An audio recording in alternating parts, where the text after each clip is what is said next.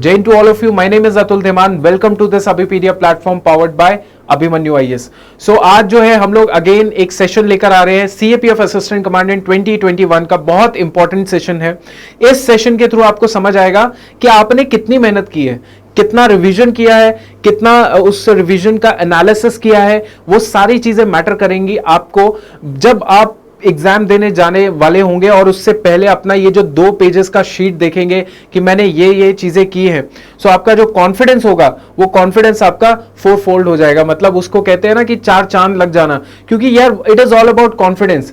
Confidence की बात होती है तब एग्जाम अच्छे से आप पूरा अपना एफर्ट लगाते हैं. इसी कॉन्फिडेंस को बिल्ड करने के लिए ये सेशन लेकर आ रहा हूं फटाफट. कुछ इसमें कुछ बहुत हाई फाई रॉकेट साइंस नहीं है. मैं आपके लिए ये जो है आपका CAPF AC 2021 का परफॉर्मेंस ट्रैकर है.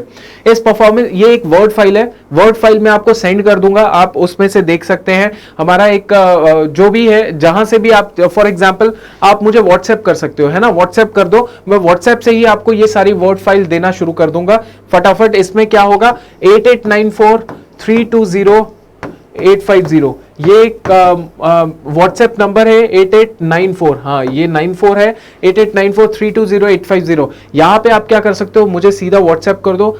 वहां से मैं आपको ये प्रीलिम्स परफॉर्मेंस ट्रैकर दे दूंगा. अब इसमें है क्या, अब इसमें आपके पास PYQs जहां पर भी लिखे होंगे प्रीवियस ईयर क्वेश्चंस का मतलब होगा इसका. टेस्ट सीरीज लगाना जरूरी मैं समझता हूं है. अगर आपने PYQ सॉल्व कर रखे हैं, कोई भी स्टैंडर्ड टेस्ट सीरीज देख लो, अच्छा होगा, आप सॉल्व कर सकते हो. ठीक है. उसके बाद सबसे इंपॉर्टेंट चीज है SWOT एनालिसिस.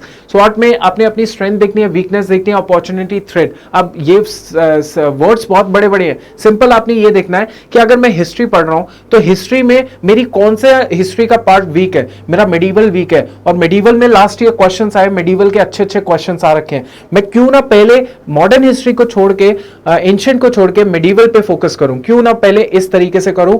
कब करूं, जब मेरी सेकंड रिवीजन हो. ठीक है. कब करूं, जब मेरी थर्ड रिवीजन की बात आ जाए. ठीक है. सो इस तरीके से आपने देखना मेरी स्ट्रांग है कौन सा पार्ट. मेरा मैथ और रीजनिंग स्ट्रांग है. यार मैथ और रीजनिंग जब स्ट्रांग है तो क्यों मैं बार बार उसके मॉक टेस्ट को सॉल्व कर रहा हूं. क्यों मैं फटाफट अपना PYQ सॉल्व कर लेता हूं मैथ और रीजनिंग के, और वहां से मेरा अच्छा स्कोर आ रहा है. मैं क्यों बार बार ऐसे टाइम वेस्ट करूंगा फिर मैथ और रीजनिंग के सब्जेक्ट्स को सॉल्व करने के लिए.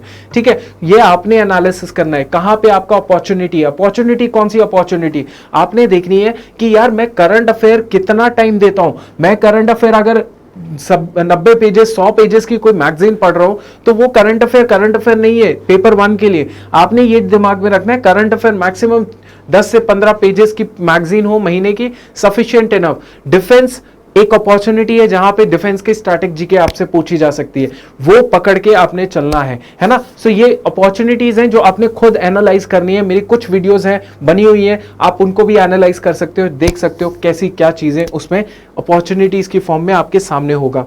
अब दूसरी बात वही मैंने कहा कि आपने ज्यादा टाइम वेस्ट तो करना ही नहीं है करंट अफेयर्स में. आप देखो इतना समझो, अपना जो पेपर है ना उसमें पेपर में करंट अफेयर्स जो है ना 1 लाइनर ही पूछे जाएंगे. जब 1 लाइनर पूछे जाएंगे तो उसमें पूरा का पूरा एनालिसिस क्यों पढ़ना है ना. विजन की मैगजीन, कोई भी मैगजीन होगी, पूरा एनालिसिस पढ़ के कोई फायदा नहीं होगा.